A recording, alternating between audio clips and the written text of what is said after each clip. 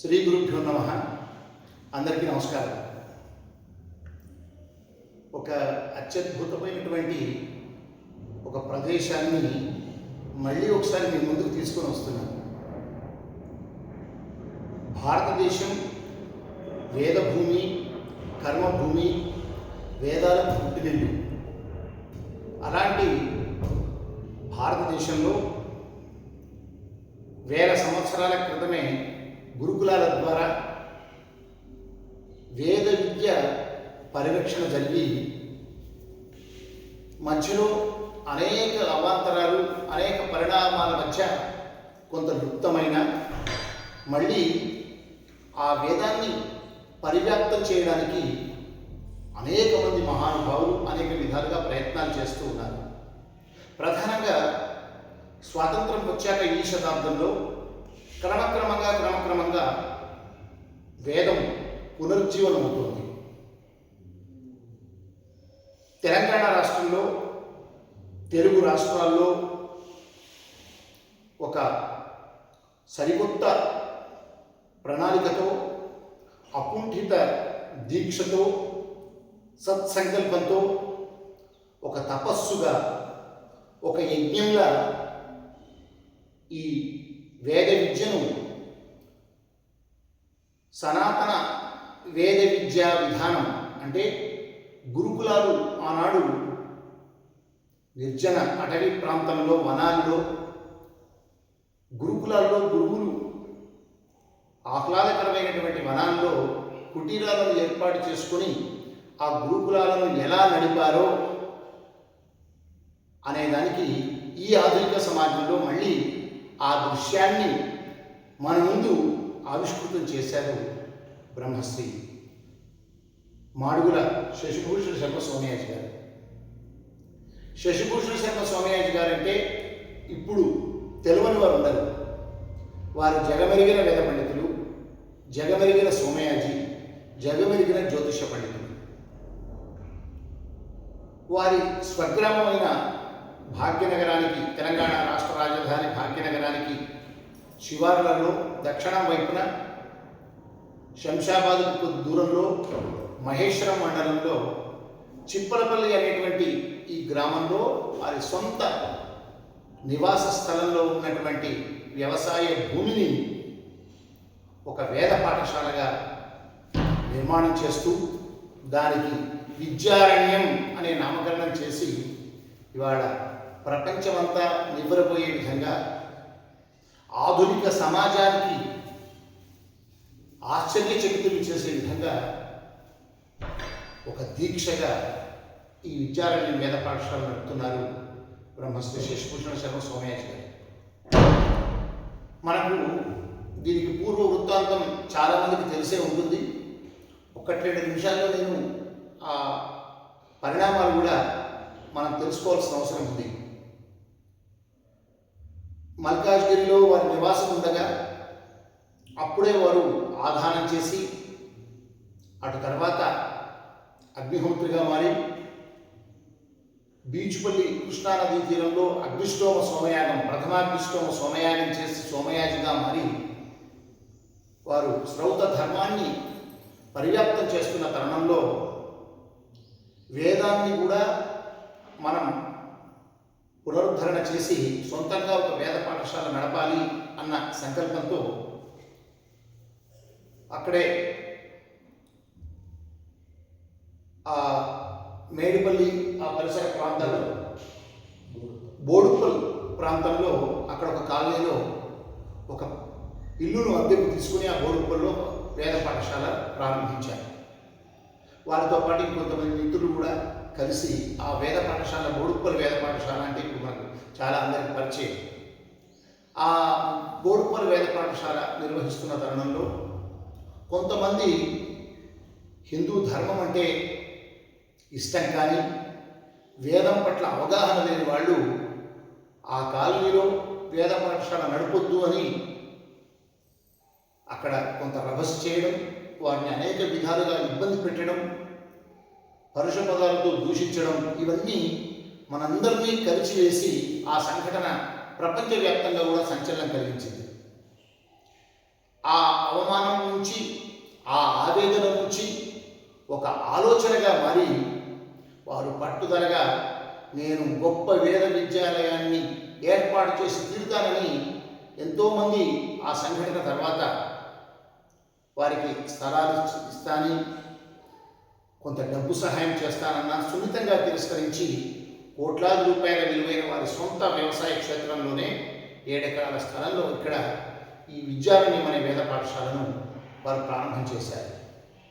గత దశాబ్ద కాలంగా వారి ఈ ప్రస్థానం, ఈ ఉద్యమం సాగుతుంది. వేద పరిరక్షణ ఉద్యమం నుంచి మొదలై ఇవాళ వేద పాఠశాల అంటే ఇలా ఉండాలి, వేద పాఠశాల నిర్వహణ తీరు వీరిని చూసి నేర్చుకోవాలి, మళ్ళీ సనాతన పురాతన గురుకులాలు ఏ విధంగా ఉండేవి అనడానికి మన కళ్ళ కట్టినట్టు వీరు ఇక్కడ ఈ విద్యారణ్యం పాఠశాల నిర్వహిస్తున్నారు. భవిష్యత్తులో ఇది ఒక వేద విశ్వవిద్యాలయంగా మారే ఉన్నత ప్రమాణాలతో ఈ పాఠశాలను వారు అకుంఠిత దీక్షతో నిర్వహిస్తూ ఉన్నారు. బ్రహ్మశ్రీ శశిభూషణ శర్మ సోమయాజి గారు, బ్రహ్మశ్రీ మాడుగుల మాణిక్య సోమయాజి గారు వారి పూర్వాశ్రమ నామధేయం. వారు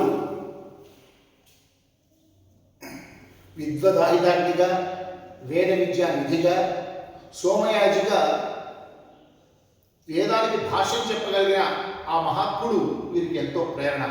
ఒకే వంశీయులు కూడా. వారి చేతనే అక్కడ అగ్నిష్టోమ, సోమయాగం, ఆధానం కార్యక్రమాలు, ఇంకా చాలామంది సర్వత పండితులు మత్తూరు నుంచి ఇచ్చేసిన అనేక పండితుల మధ్య జరగగా ప్రధానంగా వారే వీరికి ప్రేరణ.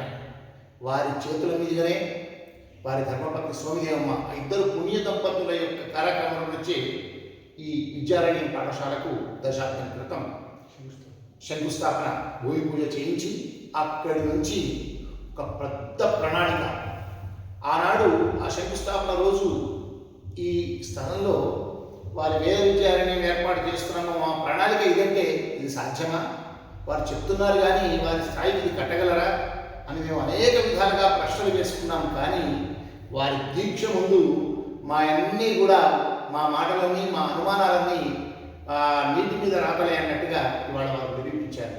అందుకే దాదాపు ఒక 50 కోట్ల రూపాయల వ్యయంతో వాళ్ళు ప్రణాళిక వేసుకుంటే దాదాపు సగం భాగం, ఒక 20 కోట్ల దాకా ఇప్పటికే నిర్మాణాలు కానీ, అత్యద్భుతమైన సదుపాయాలు కానీ, అర్చకులకు నివాసాలు కానీ, ఇక్కడ ఉండే ఆచార్యులకు నివాసాలు కానీ, సిబ్బందికి నివాసాలతో పాటు ఒక రాజశ్యామల అమ్మవారి క్షేత్రాన్ని, ఇంకా సుందరమైనటువంటి ప్రకృతి వనంలో విద్యారణ్యాన్ని, సనాతన వేద విద్యాలయాన్ని కల్పించే విధంగా వారు నిర్మాణం చేస్తున్నారు.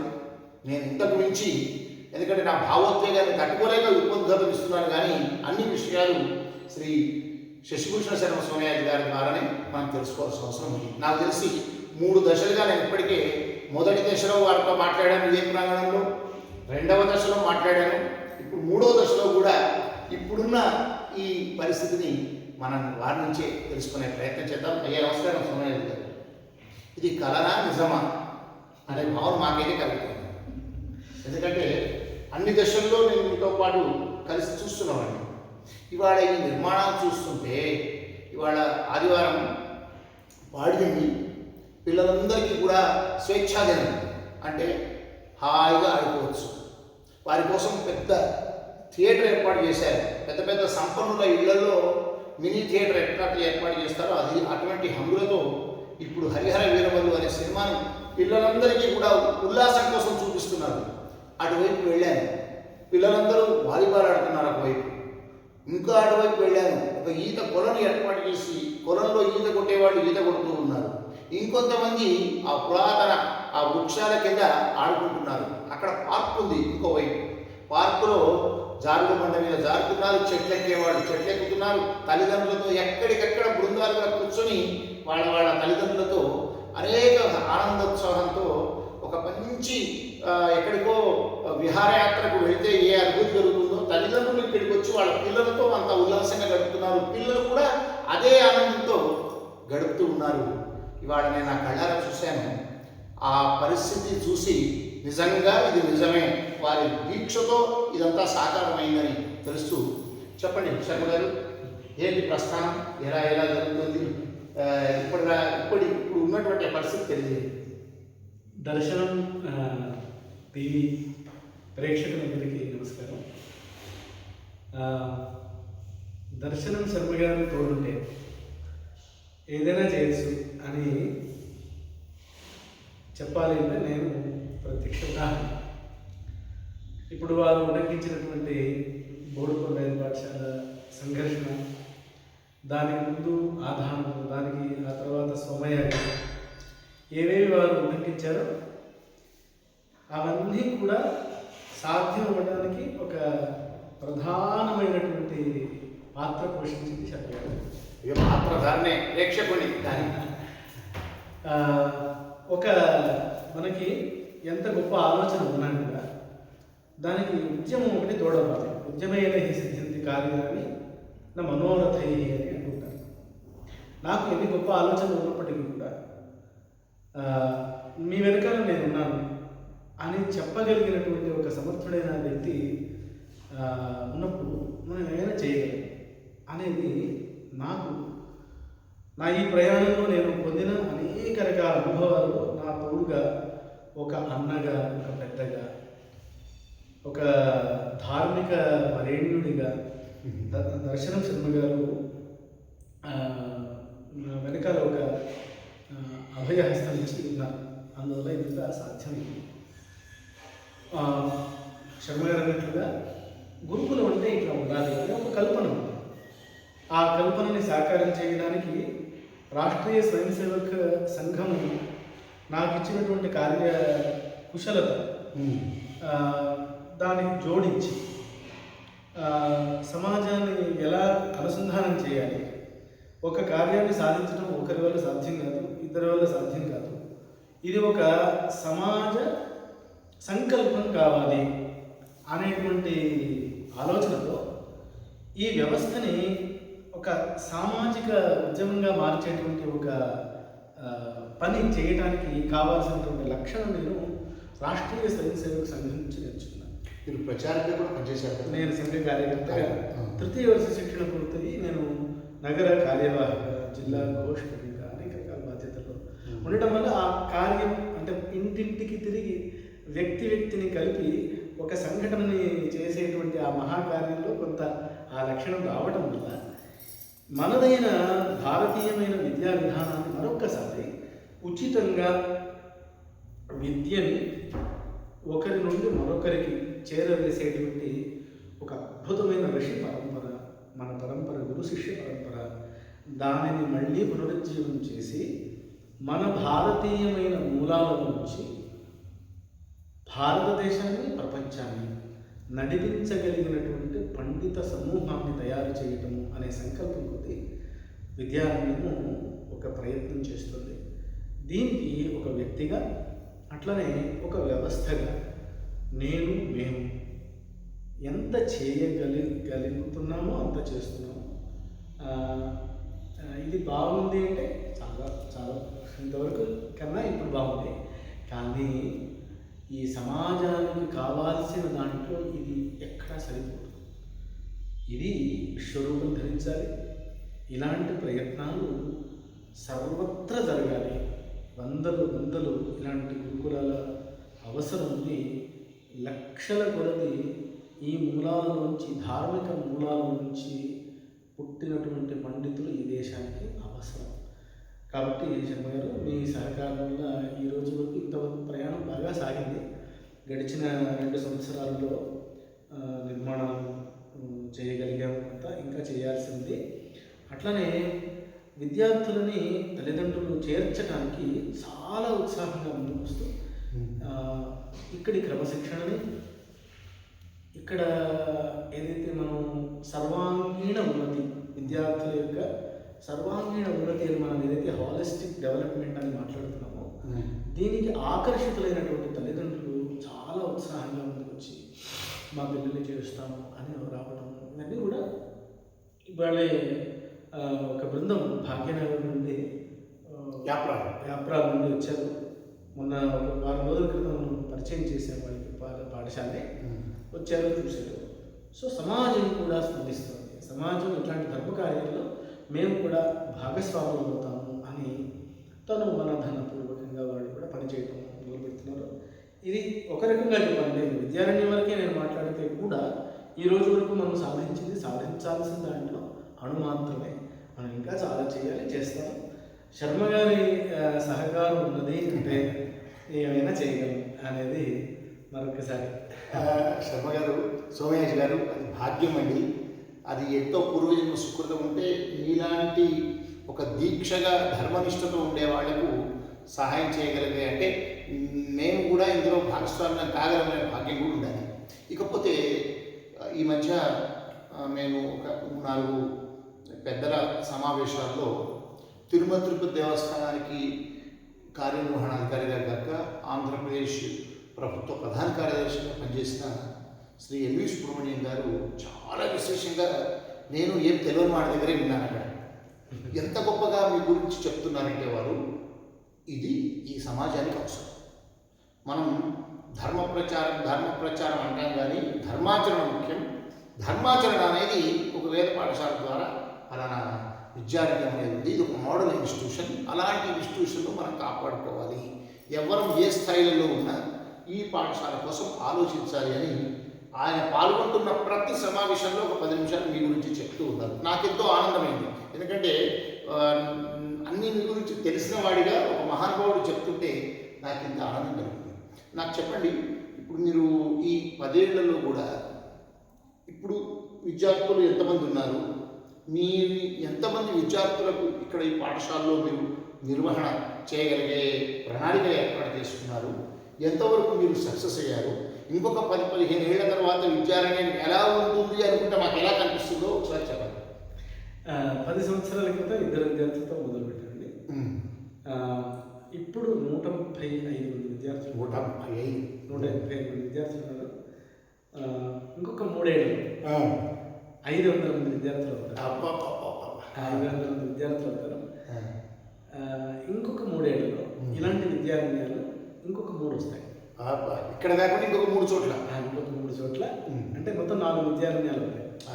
అంటే సుమారుగా ఒక 6 సంవత్సరాలు, ఇక్కడి నుంచి ప్రారంభించి ఒక 6 సంవత్సరాలు తెలుగు రాష్ట్రాల్లో ఒక 4 విద్యారణ్యాలు సుమారుగా ఒక 2000 మంది విద్యార్థులతో సక్రియంగా మీకు అందరికీ కనిపిస్తుంది. అదంటే అంటే ఆ ప్రణాళిక చెప్తున్నది చాలా గొప్పనైనటువంటి ఊహల్లోకి మేము ఆలోచిస్తుంటేనే ఒక ఉద్వేగం జరుగుతుంది. ఈ 133 విద్యార్థులు ఎంత కాలంలో వచ్చారు, ఎలా వచ్చారు, ఎలా వాళ్ళ యొక్క ఈ విద్యా విధానం సాగుతుంది? ఇప్పుడు మనకి 134 మంది విద్యార్థులు, 35 మంది విద్యార్థులు అనే మాట ఏమిటంటే మనం అంతే తీసుకున్నాం. యాక్చువల్గా అవసరం వసతులు లేవు కాబట్టి, ఇప్పుడు వసతులు ఉన్నాయి కాబట్టి, ఇంకా వసతులు మనకు ఉన్నాయి కాబట్టి ఇంకా వేగంగా తీసుకున్నాం. ఇప్పుడు మనకి ఉదాహరణకి 50 మంది వస్తే మనం 25 మందినే తీసుకున్నాం. కాబట్టి ఈ వచ్చే 3 సంవత్సరాల్లో రిక్రూట్మెంట్ని మనం ఎక్కువ చేస్తాం. అంటే సుమారుగా సంవత్సరానికి మనం 75 నుండి 80 మంది 100 మంది దాకా మనం తీసుకునే అవకాశం ఉన్నది వచ్చే 3 సంవత్సరాలు. అట్లా 500 మందికి మనం ఈ 3 సంవత్సరాలు వెళ్ళిపోతాము. తర్వాత సమాజం నుండి కూడా విపరీతమైనటువంటి స్పందన స్పందన ఉంది.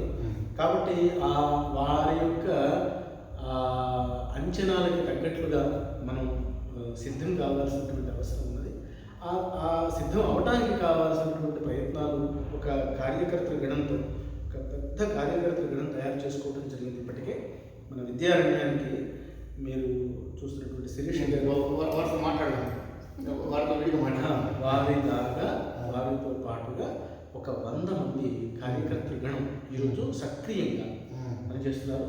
మనం సమాజం నుంచి ఎట్లాంటి అంచనాలు వస్తే అట్లాంటి కార్యం మనం చూపించడానికి సిద్ధం అవడానికి అన్ని రకాలుగా, అంటే విద్యాపరంగా విద్యార్థులు తీర్చిదిద్దడానికి కావాల్సిన ప్రణాళిక ఏమిటి, వసతుల పరంగా ఆర్థిక పరంగా ఏమిటి, ఎంత అవసరాలు ఉంటాయి, వాటిని ఎలా తట్టుకోవాలి, ఎట్లా అందుకోవాలి అనే ప్రణాళికలన్నీ కూడా వేయటం జరుగుతుందండి. భవిష్యత్తులో ఒక విశ్వరూపం, మన గురుకుల విశ్వరూపం మనం తప్పకుండా సమాజానికి చూపించగలుగుతాం. మరొకరు కూడా పద్మభూషణ్ కె.వి. వరప్రసాద్, కోడూరి ఈశ్వర వరప్రసాద్ గారు కూడా చాలా పెద్దలలో వారి నోట కూడా విని కూడా నాకు ఆనందమైంది. ఇప్పుడు మీరు 4 విద్యాలయాలు ఇలాంటి ఏర్పాటు చేస్తున్నారు. 135 కాదు, 3 ఏళ్లలో 500 మంది, మరొక 3 ఏళ్లలో మరొక 500 మంది, 6 ఏళ్ల లోపల ఒక 2 రాష్ట్రాల్లో 4 విద్యాలయాలు చేస్తా అంటున్నారు. ఏంటి ఇప్పుడు అంటే నాకు తెలిసినంత వరకు సదాచార సంపన్నుడు అంటే ధర్మాన్ని కాపాడాలనుకునేవారు ఆ కుటుంబాలు తమ పిల్లలను కేవలం వేదం ఉపాధి కోసమే ఈ వేదం అభ్యాసం కాకుండా ఇది ప్రవృత్తిగా మార్చుకొని ఏ ఉద్యోగంలోకి వెళ్ళినా సరే వాళ్ళు వేదం నేర్చుకొని ఉండాలి అనే లక్ష్యంతో మీరు నిర్వహిస్తున్నట్టుగా నేను గమనిస్తున్నాను. అంటే వేదంతో పాటుగా సరిసమానంగా ఒక వేదమే కాకుండా సమాజంలో ఏ ఉద్యోగంలోనైనా తలెత్తుకుని జీవించగలిగి గౌరవంగా జీవించగలిగి ఉద్యోగం చేస్తూ వేదాన్ని వాళ్ళు పరిరక్షించగలిగే విద్యా బోధన సిలబస్ మీ దగ్గర ఉందన్న అది ఒక్కసారి వివరించండి. అవునండి. ఇప్పుడు ఒకటేమో సమాజంలోకి తపస్సులుగా తయారైనటువంటి పండితులు వెళ్ళాలి. ఈ వెళ్ళిన పండితులు వివిధ రంగాలను ప్రభావితం చేయాలి. అంటే వేదాధ్యయనం చేసి పౌరోహిత్యం చేసేవాడు పౌరోహిత్యం చేయాలి, సమాజాన్ని పౌరోహిత్య మార్గంలో మార్గదర్శనం చేయాలి. అలాగే డాక్టర్లు కూడా ఈ మార్గం నుంచి వచ్చి సమాజాన్ని ప్రభావితం చేయాలి. ఐఏఎస్లు, ఐపీఎస్లు, రాజకీయ నాయకులు, వ్యాపారవేత్తలు కూడా ఈ మూలాల నుంచి రావాలి అనేది ఒక మన లక్ష్యం. అంటే ఈ విషయాన్నే మనం ఇప్పుడు ఇందాక మీరు ప్రస్తావించినట్లుగా ఎన్వి సుబ్రహ్మణ్యం గారు వారు ఫోన్ చేశారు ఒకసారి. నేను సురేష్ గారు వెళ్తున్నాను, ఫోన్ వచ్చింది, ఇట్లా నేనండి అన్నారు అని వారు చెప్పారు. మీ ప్రయత్నం గురించి నేను విన్నానంటే చాలా సంతోషం చెప్పారు. తర్వాత వారు ఒక సమయం వారు వచ్చారు, చూశారు. ఇంకా తర్వాత వారు ఇది కరెక్ట్గా ఇలాంటి దానికోసమే సమాజం ఎదురు చూస్తుందంటే తప్పకుండా మనం కలిసి పని చేద్దామంటే వారు సుమారుగా ఒక 8 నెలల క్రితం వారు రావటం, ఆ తర్వాత అప్పటి నుండి సుమారుగా నెలకొకసారి 2 నెలలకు ఒకసారి రావడం వారి దినచర్యలో వారి కార్యాచరణలో భాగమైంది చేస్తున్నారు. అలాగే మీరు వరప్రసాద్ రెడ్డి గారి ఇంటికి వెళ్ళి మనం వార్షికోత్సవం కోసం పిలిచాము. అప్పుడు పాఠశాల గురించి తెలుసుకున్నారు. వారు ఒక రకంగా వేద పండితులకి ఇవన్నీ ఎందుకండి అనే ప్రశ్నతో మొదలుపెట్టి ఇవన్నీ ఎందుకు అని నేను వివరించిన తర్వాత వారు ఇలాంటి వాడే కావాలి అని వారు తప్పకుండా వస్తారని మీ వార్షికోత్సవానికి రావటము చాలా చక్కని హృదయంతో స్పందించడం జరిగింది.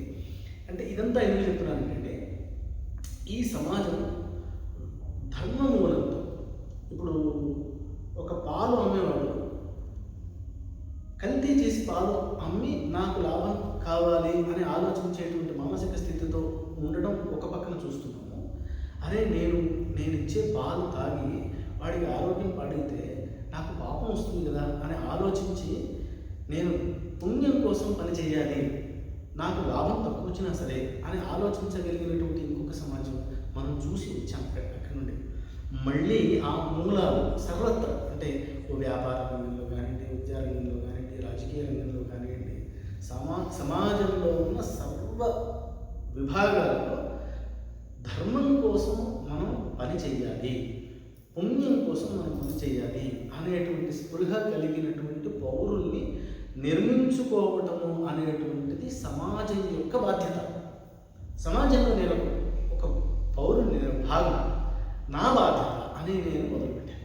ఇది మన బాధ్యత, అందరం కలిసి పనిచేయాలి అని ఈరోజు ఎన్వి సుబ్రహ్మణ్యం గారు, అట్లానే శక్తి గారు, అట్లానే సామవేదం షణ్ముఖ శక్తి వారు అసలు ఎంత కరుణ వారిది, ఎంత వాత్సల్యము, చాలా ఈ ప్రయత్నాన్ని చాలా ముక్త హృదయంతో వారు అభినందించారు. అట్లానే ఋషిపీఠము అనే ఆ వారి వ్యవస్థ ద్వారా విద్యారణ్యానికి ప్రత్యేకంగా ప్రతి నెల సహాయాన్ని అందిస్తున్నారు.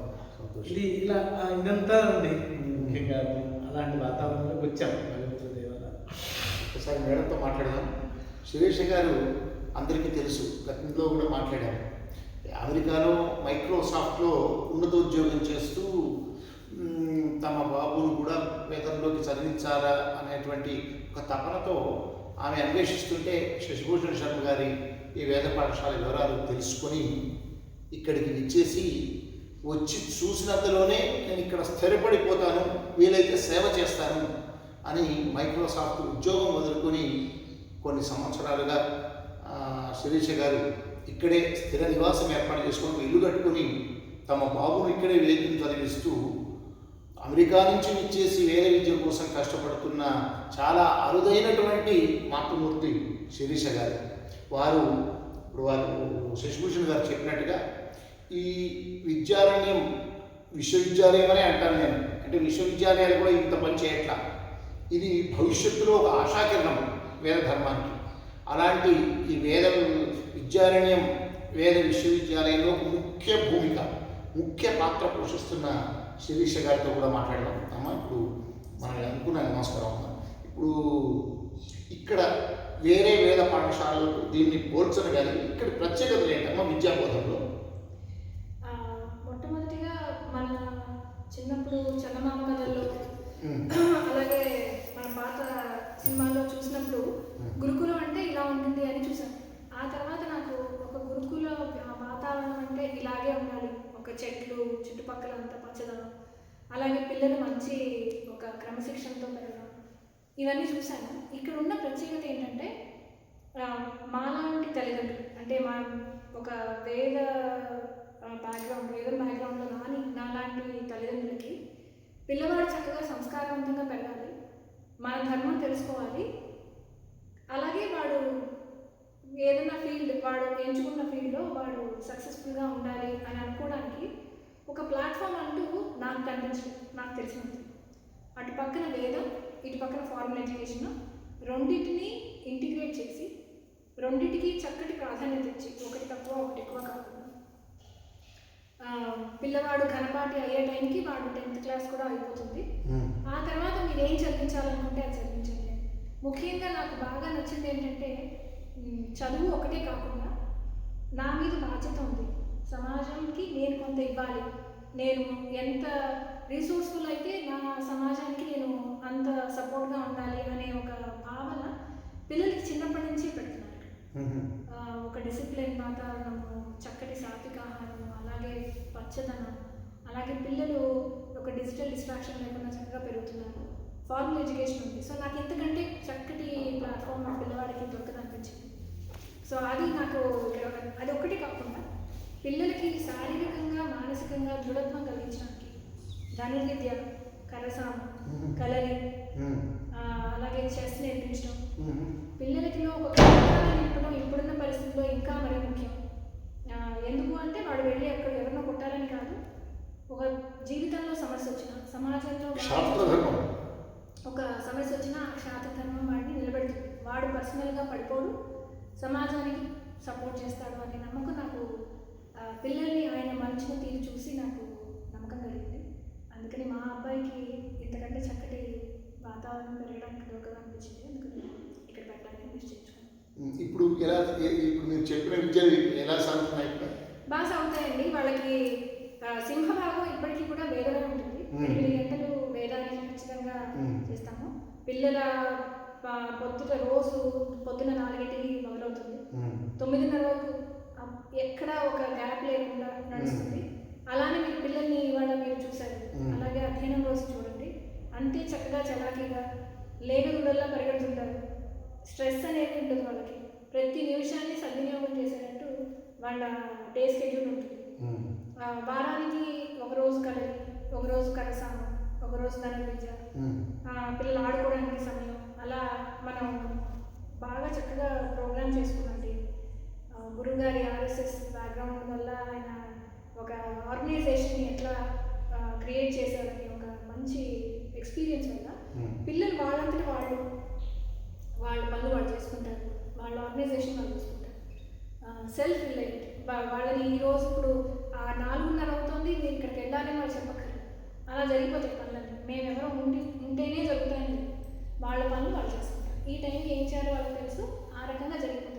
ఒక బెల్ ఉంటుంది, మీరు పాఠశాలలో చూస్తే వాళ్ళకి బెల్ కొడితే అప్పుడు మొదలెడతారు. వీళ్ళకి సెల్ఫ్ డిసిప్లిన్, వాళ్ళకి చిన్నప్పటి నుంచి ఒక ఆర్గనైజేషన్ కేపబిలిటీ పెరిగింది, లీడర్షిప్. ఇప్పుడు పెద్ద పిల్లవాడు నా మాట వినాలి అంటే చిన్న పిల్లలు పెద్ద పిల్లల్ని గైడ్ చేసే రోల్స్లో ఉంటారు. వాడు వినాలంటే నా పక్కవాడు నేను వినాలంటే నేను స్ట్రాంగ్గా ఉన్నాను. సో వాడు చిన్నప్పటి నుంచి లీడర్షిప్ అనేది అలవాటు.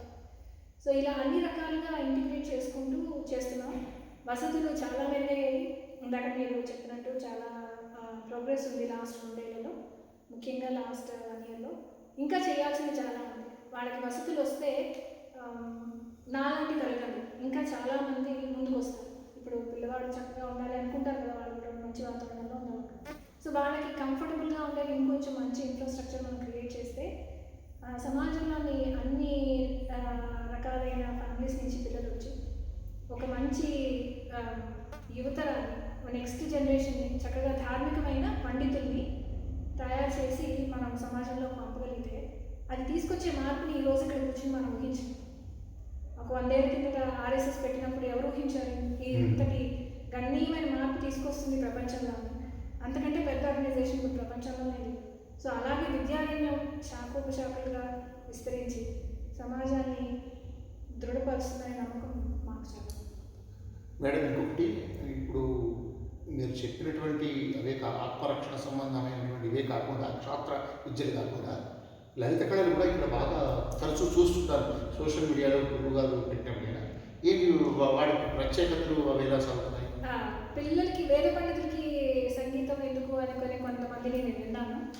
గురుగారు చెప్పిన కారణం ఏంటంటే సంగీతం వచ్చిన వాడికి సమాజంలో మనిషి మనిషితో కలిపి నడవగలిగే ఒక క్వాలిటీ క్రియేట్ అవుతుంది అని చెప్పారు. అది కాకుండా మన ఓన్ సాధన కోసం కూడా అది చాలా చక్కటి. సో ఇక్కడ పిల్లలకి మనం వీణ, ఫ్లూట్, మృదంగా నేర్పిస్తాము. సో వాడు గణపాటి అయ్యే టైంకి వాడు వర్ణాల దాకా సంగీతం అభ్యసిస్తే ఆ తర్వాత వాడికి ఉన్న ఉత్సాహాన్ని బట్టి ఇంకా ముందుకు తీసుకెళ్ళచ్చు. సో మనం ఇంట్రడ్యూస్ చేసి వాడికి చక్కగా చేసిస్తాము. పిల్లలు మీరు చూస్తే అమావాస్య పౌర్ణమికి క్లాసెస్ ఉంటాయి. మీరు వచ్చి చూస్తే చక్కగా పిల్లలు కొంతమంది మృదంగా నేర్చుకుంటుంటారు, వీణ నేర్చుకుంటారు. అలాగే మన వార్షికోత్సవంలో వాళ్ళు చేసే పెద్ద పెద్ద పర్ఫార్మెన్స్ చక్కగా వాళ్ళు డిసిప్లిన్గా చేస్తారు. సో నేర్చుకుంటున్నారు, చక్కగా సాధన చేస్తున్నారు పిల్లలు వాళ్ళ అదృష్టం ఇలాంటి వాతావరణంలో. ఇప్పుడు ఇంకొకటి, నేను గత ఇంటర్వ్యూలో 3 ఏళ్ల కింద చేసినప్పుడు కూడా మీరు విషయం చెప్పారు. ఇంతవరకు ఎవరూ చేయలేని ప్రయోగం ఐఐటి చెన్నై వాళ్ళు ఈ పాఠశాల మీద దృష్టి పడింది. వారు కూడా కొలాబరేట్ చేస్తూ భారతదేశంలోని అత్యుత్తమ విద్యా ప్రమాణాలు కలిగిన సాంకేతిక విద్యా సంస్థ ఐఐటి. అలాంటి ఐఐటి విద్యాలయం మీద దృష్టి పడింది ఏంటి దాని కథాకాలం? మన వాలంటీర్ ఒక ఆయన ద్వారా శ్రీకాంత్ గారు ఒక ప్రొఫెసర్ గారు వచ్చి చూశారు. వారు మన వార్షికోత్సవం 2 ఏళ్ల కింద కూడా ఆయన అటెండ్ అయ్యారు. చాలా హీ వాజ్ వెరీ థరబ్లీ ఇంట్రెస్ట్. ఇది చూసి ఇలాంటి వేద పాఠశాలే ఉండాలి అని. ఐఐటి మద్రాస్కి చాలా పేరు కూడా ఉంది. అంటే వాళ్ళు చేసే రీసెర్చ్లో మన మూలాలకు వెళ్ళి చేసిన రీసెర్చ్ చేసిన ఆస్పెక్ట్స్ కూడా చాలా ఉన్నాయి. సో వారు మమ్మల్ని ఐఐటి మద్రాస్కి ఆహ్వానించారు. మనం ఒక 32 మంది పిల్లలతో అక్కడికి వెళ్ళాము. వాళ్ళ పిల్లలకి అసలు ఇంజనీరింగ్ ఫ్యాకల్టీస్ ఎలా ఉంటాయి, సైన్స్ అంటే ఏంటి, మ్యాథ్ అంటే ఏంటి, ఆ తర్వాత ఆర్టిఫిషియల్ ఇంటెలిజెన్స్, మెషిన్ లెర్నింగ్ అంటే ఏంటి, ఫర్ ఇన్స్టెన్స్ ప్రాబబిలిటీ బేసిక్స్ ఏంటి, ఇలాంటివి వాళ్ళకి 3 రోజుల వర్క్షాప్లో చెప్పారు. సో పిల్లలకి ఒక చక్కటి అవగాహన వచ్చింది, ఓహో ఇలా ఉంటాయి ఇంజనీరింగ్ అంటే. సో వాళ్ళు మనకి ఇచ్చిన కమిట్మెంట్ ఏంటంటే ఒక 17 మంది ప్రొఫెసర్స్ విద్యారణ్యానికి మేము ఫార్మల్ ఎడ్యుకేషన్కి మేము కంట్రిబ్యూట్ చేస్తాం. వాళ్ళకి సైన్స్ అంటే మనం 10th చేయించడం అంటే ఏదో సర్టిఫికేట్ ఇచ్చి పంపించడం కాదు. గురువు గారి అభిప్రాయం ఏంటంటే పిల్లవాడు బయటకు వెళ్ళేటప్పుడు బయట స్కూల్స్లో లాగా అంతకంటే ఎక్కువ నాలెడ్జ్తో బయటకు వెళ్ళాలి. మార్కుల కోసం కాదు, నాలెడ్జ్ కోసం. సో వాళ్ళు మనకి ఇచ్చిన కమిట్మెంట్ ఏంటంటే ఈ సైన్స్ రిలేటెడ్ ఫీల్డ్స్లో మేము పిల్లలకి ఆ సైంటిఫిక్ టెంపరమెంట్ ఒక కల్చర్ లాగా మార్చడానికి మేము మీకు హెల్ప్ చేస్తామని వాళ్ళు మనకి అండగా నిలబడ్డారు. మనము వాళ్ళ సహాయం తీసుకుంటూ వాళ్ళ గైడెన్స్తో మనం ముందుకెళ్తున్నాం. ఇప్పుడు మీరు విద్యాశాఖ అంటే దూర విద్యా ద్వారా 10వ తరగతి కదా, అది అదేలా చదువుతుంది? ఓపెన్ స్కూలింగ్ మనం సిబిఎస్ఈ ఓపెన్ స్కూలింగ్ తీసుకున్నామండి. సో పిల్లలు మొన్న కిందటి సంవత్సరం ఒక 13 మంది పిల్లలు రాశారు. వాళ్ళకి మనం ఇచ్చిన టైంలో వాళ్ళు బాగా చేశారు. ఇప్పుడు గత 2 ఏళ్లుగా ఫార్మల్ ఎడ్యుకేషన్ బాగా మనం గట్టి చేసుకున్నాము. అక్షరవనం అనే ఒక educational institution, alternative education institution, Sripathi Reddy గారు గైడెన్స్లో మనం పిల్లల్ని ఇండివిజువల్గా ఎలా వాళ్ళ ముందుకు తీసుకెళ్ళాలి. ఇప్పుడు బాగా చదివే తెలివైన పిల్లవాడు ముందుకు వెళ్ళిపోతుంటే మనం వెనకలాక్కూడదు. కొద్దిగా నెమ్మదిగా సాగుతున్న వాళ్ళ పిల్లవాడి విద్యను మనం బలవంతంగా ఫోర్స్ చేయకూడదు. సో అలా ఈ విద్యార్థి ఫాస్ట్గా అంటే ముందుకు వెళ్ళిపోతుంది, ఈ విద్యార్థి ఇంకొంచెం టైం పడుతుంది వాళ్ళు తీసుకొని అనే ఒక మెథడాలజీతో వాళ్ళు క్రియేట్ చేసిన కరికులంని కూడా మనం ఇంటిగ్రేట్ చేసుకున్నాము. సో అది చాలా చక్కగా నడుస్తుంది. సో ఇటువైపు ఐఐటి మద్రాస్ ప్రొఫెసర్స్, అలాగే ఇవాళ గురువుగా చెప్పినట్టు మనకి కొంతమంది వచ్చి మేము వాలంటీర్ చేస్తాము, ఎడ్యుకేషన్ చెప్పండి మేము ఏం చేస్తాం, లీడర్షిప్ క్వాలిటీస్. ఇందాకడే ఒక ఆర్మీ ఆఫీసర్ ఒక ఆయన వచ్చారు, రిటైర్డ్ ఆర్మీ ఆఫీసర్. ఆయన ఏం చెప్పారంటే నేను వారంలో 2 రోజులు ఇక్కడ ఉంటే పిల్లలకి లీడర్షిప్ వాళ్ళకి అంతా నేను ట్రైనింగ్ ఇస్తాను, స్పోకెన్ ఇంగ్లీష్ అని చెప్పారు. సో ఈ రకంగా అన్ని రంగాల నుంచి ప్రముఖులు, బాగా కేపబుల్ పీపుల్ వచ్చి విద్యారంగానికి మద్దతుగా నిలబడడం చాలా మంచి పని. ఇంకొకటి మేడం, ఇప్పుడు ఇక్కడ నేను ఎంత చూస్తుంటే తల్లిదండ్రుల వద్ద ఉన్న పిల్లలు కూడా అంత స్వేచ్ఛ స్వాతంత్రాలకు మించిన ఆహ్లాదం, ఆనందంగా, ఉల్లాసంగా ఇక్కడ ఉంటూ ఉన్నారు. అంటే ఇక్కడ కాకుండా ఇంకెక్కడికైనా బయటకు కూడా పిల్లల్ని తీసుకువెళ్ళి అది ఉందా? అది ఏమైనా జరిగింది? తీసుకువెళ్తామండి. మనం వాళ్ళని రిషికేష్ తీసుకువెళ్ళాము.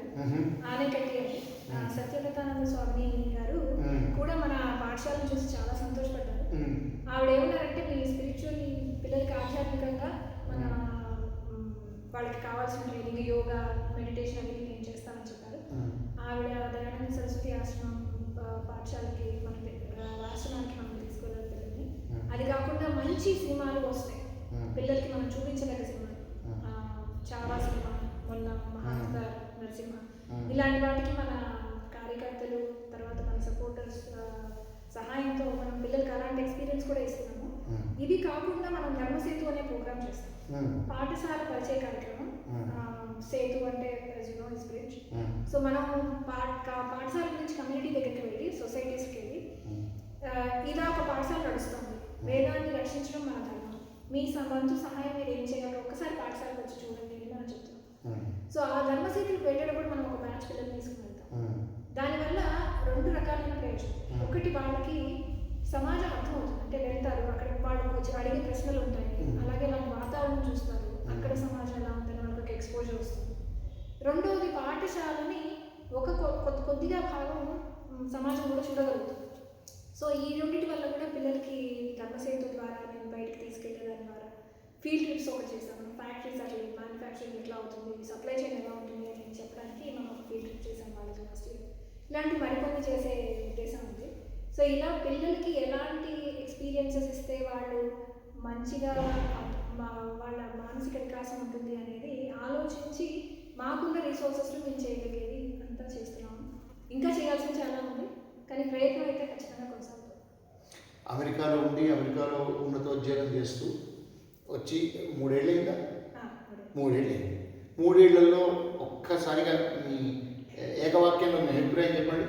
అద్భుతం. అద్భుతమైన మా పని జరుగుతుంది ఇక్కడ. దానిలో మా వంతు వృతాభక్తిగా ఒక చిన్న ఆహుతి మేము కూడా వేసాము అని అనుకుంటున్నాం.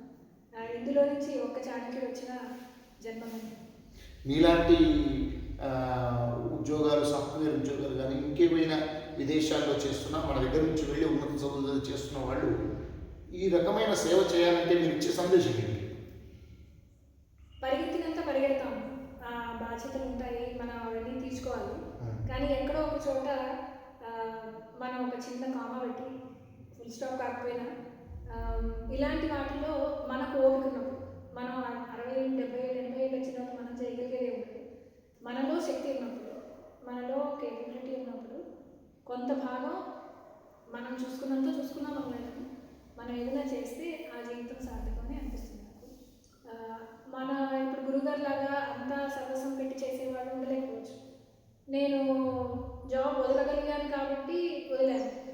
బాధ్యతలు ఉన్నవాళ్ళు, చేయలేని వాళ్ళు మొత్తం సమయం కాకపోయినా కొద్దిగా సమయాన్ని, లేదా కొద్దిగా ధనాన్ని, లేదా కొద్దిగా టైంని వాళ్ళ నలుగురికి చెప్పడానికి ఏదో ఒక రకంగా వాళ్ళ దగ్గర నుంచి కొంచెం కాంట్రిబ్యూషన్ ఉంటే మనకి సార్థకత అవుతుంది. ఎందుకంటే డబ్బులు, ప్రమోషన్స్, ఇళ్ళు ఏమి ఇవ్వలేని తృప్తి ఒక సేవలో ఉంటుంది. అందులోనూ వేద సేవ ఉత్కృష్టమైందని నాకు అనిపిస్తుంది. చాలా ధన్యవాదాలమ్మా. మీలాంటి వాళ్ళు లక్షల్లో ఒక్కరున్నా కూడా ఇలాంటి ధర్మానికి, వేదానికి, సంస్కారానికి ఎంతో గొప్ప ఉన్నతి మనకు కనిపిస్తుంది. ఇకపోతే శశిభూషణ్ శర్మ సోమయాజి గారు, మీరు చాలా పెద్ద మాట చెప్పారు నాకు. అంటే మేము శంకుస్థాపన రోజు ఊహించని మీరు ఆ సమావేశంలో ఏదైతే చెప్పారో అది అంతకు మించి చూపించారు. ఇప్పుడు మీరు 4 విద్యారణ్యాలు 1500 మంది విద్యార్థులు అన్నారు. నాకు తెలిసి 3000, 5000 అవుతుందా అన్నట్టు అనిపిస్తుంది. మీ యొక్క స్పీడు, మీ లక్ష్యము, మీ చిత్తశుద్ధి, మీ తపస్సు, మీ యొక్క శ్వాస ధ్యాస చూస్తూ ఉంటే ఎలా దానికి ఏ విధమైన బాటలు వేస్తున్నారు మీరు? మీ రోడ్ మ్యాప్ ఏంటి? రోడ్ మ్యాప్ అంటే ఒకటేమో మొత్తం సమాజాన్ని 1500, 2000 ఏంటి సమాజాన్ని విద్యారణ్యం గుప్పెట్లో తీసుకోవాలనే లక్ష్యం. యూనివర్సల్ ఇన్స్టిట్యూట్ ఒకప్పుడు నలంద తక్షశిల లాగా ఇప్పుడు మీరు భారతదేశంలో ఒక మోడల్ ఒక ఇన్స్టిట్యూషన్ కావాలి. అంతే. అయితే దీంట్లో ఏంటంటే ఒక గురుకులం నడపడం అంటే పాఠాలు చెప్పడం అదే కాదు, ఒక ఎకనామికల్ పాలసీ, అంటే ఒక సస్టైనబుల్ ఎకనామికల్ పాలసీ ఉండాలి. దానికి సమాజం నుండి ఈ వ్యవస్థని పోషించే ఒక వ్యవస్థని ఏర్పాటు చేస్తున్నాం. అది ఈరోజు ఉదాహరణకు మన విద్యారణ్యాన్ని గురించి మనం ఆలోచిస్తే, నేను ఇంతకుముందు కూడా ఇంటర్వ్యూలో చెప్పాను, ఒక 10,000 కుటుంబాలని మనం విద్యారణ్య పోషకులుగా తయారు చేయాలి అనే ఒక ఉద్యమంలో పనిచేస్తున్నామని. గడిచిన 2 సంవత్సరాల ప్రయత్నంలో ఇప్పటికీ 3,500 కుటుంబాలని విద్యార్థి పోషకులుగా మనం జమ చేయగలిగాం. ఇది ఇంకొక సంవత్సరంలో మనం అనుకున్న 10,000 సంఖ్య దగ్గరికి వెళ్తాం. ఈ 10,000 సంఖ్య దగ్గర ప్రతి కుటుంబాన్ని విద్యార్థి పోషకులుగా మార్చే కార్యప్రణాళిక మనం రచిస్తాం. మీరు రోడ్ మ్యాప్ అడిగారు కాబట్టి చెప్తున్నాను. ఇప్పుడు విద్యారణ్యము వేద విద్య, వేదాధ్యయనం వరకే కూడా ఆగకుండా ఇంకా అనేక రకాల అవసరమైనటువంటి విద్యలని సమాజం వైపు ఎలా అందించాలి, దానికి పెద్దల యొక్క మార్గదర్శనం తీసుకుని శాస్త్ర ప్రమాణం, శాస్త్రానికి ఎటువంటి సమస్య రాకుండా శాస్త్రం చెప్పిన మార్గంలో, పెద్దల మార్గంలో, పెద్దలు అభినందించే మార్గంలో మొత్తం సమాజాన్ని వైదికమయమైన సమాజంగా మార్చేందుకు కావాల్సినటువంటి మేధో మథనం జరుగుతుంది, కార్యకర్తల నిర్మాణం జరుగుతుంది, కార్య ప్రణాళిక జరుగుతుంది. దాంట్లో భాగంగా అంటే గడిచిన ఈ 2-3 సంవత్సరాలు జరిగిన ప్రయత్నాల వల్ల వచ్చిన ఫలమే నేను ఇందాక ఒక 4 విద్యారణ్యాలు ఇంకొక 6 ఏళ్లలో 2,000 మంది విద్యార్థులతో నడుస్తాయని ధైర్యంగా చెప్తున్నాను. ఇవి నేను గాలిలో ఊహదూరున్నది కాదు. ఇవి సుమారుగా ఇది కాకుండా 3 చోట్ల నిర్మాణాలు ప్రారంభమైన విషయాలు చెప్తున్నాను. నిర్మాణాలు ప్రారంభమై శంకుస్థాపనలు చేసి అక్కడ 500 మంది విద్యార్థులకు కావాల్సిన వ్యవస్థలు చేస్తున్నటువంటివి కాబట్టి ఇంకొక 3-4 ఏళ్లలో ఆ వ్యవస్థలు కూడా సక్రియంగా అవుతాయని చెప్తున్నాను. ఇకపై ఇలాంటివి అనేక ప్రదేశాల్లో అనేక స్థాయిలో ఉన్న వ్యక్తులు ముందుకొచ్చి వీటిని తీసుకుని వ్యవహారం చేస్తారు అనే ఒక విశ్వాసం సూచనాప్రాయంగా నాకు కనిపిస్తుంది. కాబట్టి నేను నాకు గడిచిన అనుభవాల నుండి భవిష్యత్ దర్శనంలోంచి నేను చెప్పగలిగిన విషయం ఏంటంటే, తప్పకుండా భవిష్యత్తు భారతీయ గురుకుల విద్యా విధానం ఉంది. భారతీయ గురుకుల విద్యా విధానము మాత్రమే శరణం. నా పిల్లవాడు సంస్కారవంతమైన వ్యక్తిగా మారాలి అంటే గురుకుల విద్యా విధానం మాత్రమే శరణ్యం అని మొత్తం సమాజం సంకల్పించే రోజు చాలా దగ్గరలో ఉంది అని నేను ఘంటాబద్ధంగా చెప్పగలుగుతానండి. చాలా అద్భుతం. ఇప్పుడు ఇక్కడ రాజశ్యామల ఆలయంతో సహా ఒక్కసారి ఈ విద్యారణ్యంను బయట ఉన్న వాళ్ళకి కళ్ళలో కనిపించేట్టుగా వివరించండి. మన ఆలోచన ఏంటంటే, అమ్మవారు మధ్యలో ఉంటారు. అమ్మవారు శక్తి పంచాయతీ, రాజశ్యామల అమ్మవారు, తర్వాత పరివార దేవతలు. ఆ అమ్మవారి దేవాలయం 500 గజాల్లో నిర్మాణం ఉంటుంది. నిర్మాణం సగం వరకు వచ్చేసింది. ఒక అమ్మవారు ఒకరే ఉంటారా? అమ్మవారు, గణపతి, శివుడు, విష్ణుమూర్తి, పంచాయతీ, సూర్యుడు భగవాను, పంచాయతీ. ఈ దేవతల నిర్మాణం, ఆ దేవాలయ నిర్మాణం ప్రతిష్టలు అయిన తర్వాత ఆ దేవాలయం చుట్టూ మధ్యలో దేవాలయం ఉంటుంది. దేవాలయం చుట్టూ 3 అంతస్తుల్లో పాఠశాల బిల్డింగ్ వస్తుంది. విశాలమైనటువంటి భవనం, అంటే 150 ఫీట్ల పొడవు, 130 ఫీట్ల వెడల్పు, 3 అంతస్తుల భవనం, 4 ద్వారాలు. అమ్మవారి దగ్గరికి వెళ్ళడానికి 4 వైపుల నుంచి 4 ద్వారాలు, చుట్టూ 30 ఫీట్ల దారితో మాడవీధులు ఉంటాయి. శారదా సర్వజ్ఞ అమ్మవారికి 4 ద్వారాలు ఎట్లా, ఇక్కడ 4 ఎట్లా అట్లా ఉంటాయి. ఈ 3 అంతస్తుల భవనంలో 500 మంది విద్యార్థులు ఉండడానికి 2వ అంతస్తులో, 1-0 అంతస్తులో క్లాస్ రూమ్స్, విద్యార్థులకు కావాల్సినటువంటి అన్ని రకాల ఉపకరణాలతో కూడినటువంటి క్లాస్ రూమ్స్ ఉంటాయి. విద్యార్థులు భోజనం కోసం అన్నసదనం వెళ్ళేసి వస్తారు, ఆడుకోవడం కోసం క్రీడా సెంటర్ వెళ్ళేసి వస్తారు. కానీ ఎక్కువ సమయం అంతా ఆ పాఠశాల బిల్డింగ్లో ఉంటారు. అమ్మవారిని 4 వేదములతో అన్ని శాఖలతో సేవిస్తూ అమ్మవారి ఆశీస్సులను పొందుతూ ఆ విద్యార్థులు ఒక మంచి విద్యార్థిగా, ఒక మంచి పౌరుడిగా, ఒక మంచి పండితుడిగా, ఒక మంచి కుమారుడిగా, ఒక మంచి దార్శనికుడిగా ఈ సమాజానికి తయారవుతాడు. అమ్మవారి అనుగ్రహం ఉంటే కదండి. అందువల్ల అమ్మవారిని సేవిస్తూ పిల్లలు అమ్మవారి ఆశీర్వాదం పొందుతూ పెరగాలి అనేటువంటి ఆశయంతో ఇట్లాంటి నిర్మాణం ఆలోచన చేశాను. దాని కనుక అధ్యాపకులకి ఒక 40 మంది అధ్యాపకులు మనకి అవసరం ఉంటారు, మనం 500 మంది విద్యార్థులు అని అనుకున్నప్పుడు అని ఒక 40 ఇళ్ళు అక్కడ నిర్మాణాలు చేశాము. ఇప్పుడు దాంట్లో 20 ఇళ్ళు నిర్మాణాలు చేశాము. ఇంకొక 20 ఇళ్ళు 2వ ఫేజ్లో చేస్తాము. ఇది కాకుండా మన పాఠశాల యొక్క మెయిన్ బిల్డింగ్, అమ్మవారి గుడి, తర్వాత పాఠశాల బిల్డింగ్కి వెనకాల ఎల్ షేప్లో అధ్యాపకుల క్వార్టర్స్ వస్తాయి. అమ్మవారి బిల్డింగ్కి, అమ్మవారి దేవాలయానికి ఆగ్నేయ భాగంలో అన్న సదనం అనే ఒక భవనం సుమారుగా 20,000 SFTలో 500 మంది విద్యార్థులు ఏకకాలంలో భోజనం చేసేటట్లు నిర్మాణం జరుగుతుంది. అది కూడా నిర్మాణం సుమారుగా 80% పూర్తయింది. అమ్మవారి దేవాలయానికి, పాఠశాల బిల్డింగ్కి ఈశాన్య భాగంలో సోమయాగ విహారము అనేంత పెద్ద యాగశాల, ఆ యాగశాల కూడా ఒక 3 సమావేశ మందిరాలు, 36 అతిథి గృహాలతో ఒక నిర్మాణం సంకల్పమైంది. అది కూడా నిర్మాణం ఇంకొక 3 ఏళ్ళలో పూర్తవుతుంది. దానికి ఈశాన్య భాగంలో కోనేరు కూడా సుమారుగా ఒక 800 గజాలలో ప్రస్తుతం ఉంది. దాన్ని ఇంకొక 2000 గజాల వరకు పెంచి మధ్యలో స్ఫటికలింగేశ్వరుని ప్రతిష్ఠ చేసే ఒక ఆలోచన ఉంది. ఆ పక్కనే ఇప్పుడు 120 ఆవులకి సరిపడా గోశాల చేశాం. ఇప్పుడు 110 ఆవులు ఉన్నాయి. 135 విద్యార్థులు, 110 ఆవులు.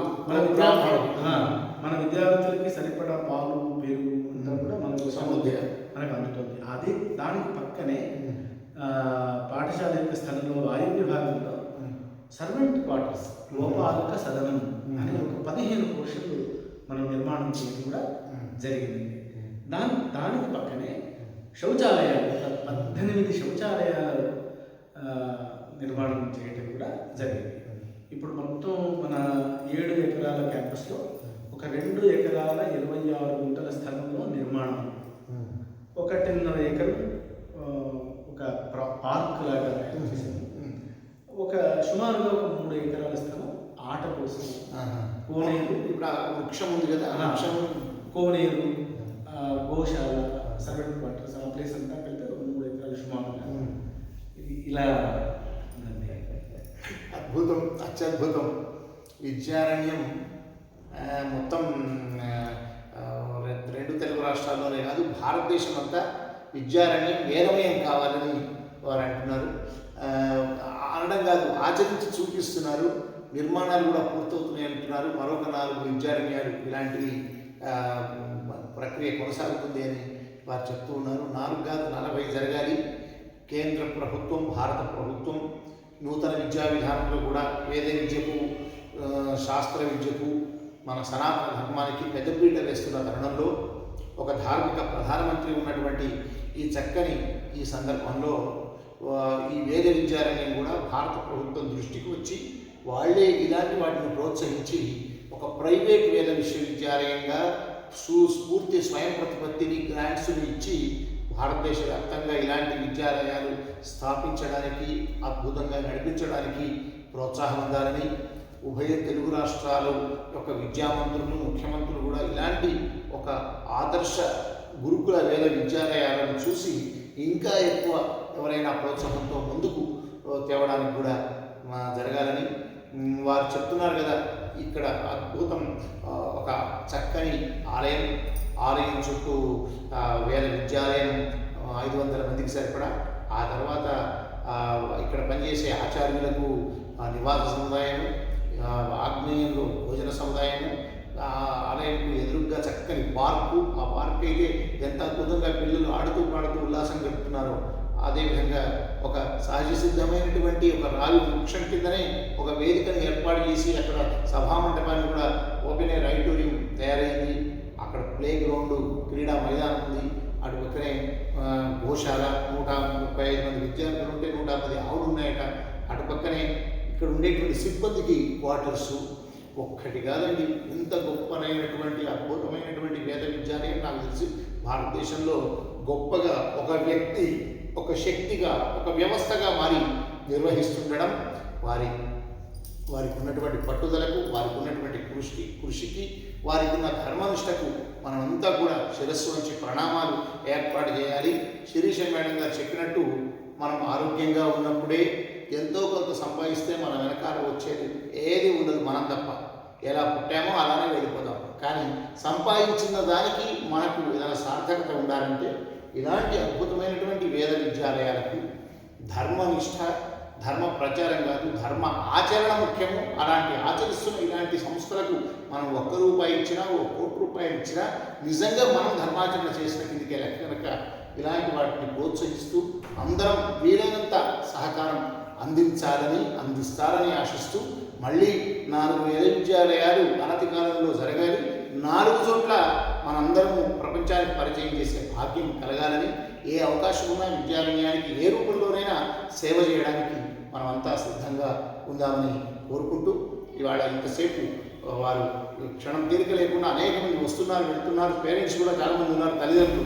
అయినా మనకు ఇంతసేపు సమయం కేటాయించి అనేక విషయాలు మన కళ్ళ ముందు ఆవిష్కృతం చేసినటువంటి బ్రహ్మశ్రీ మాడుగుల శశిభూషణ్ శర్మ సోమయ్య గారికి, మేడం శిరీష గారికి హృదయపూర్వకంగా ధన్యవాదాలు తెలియజేస్తూ స్వస్తి. నమస్కారం.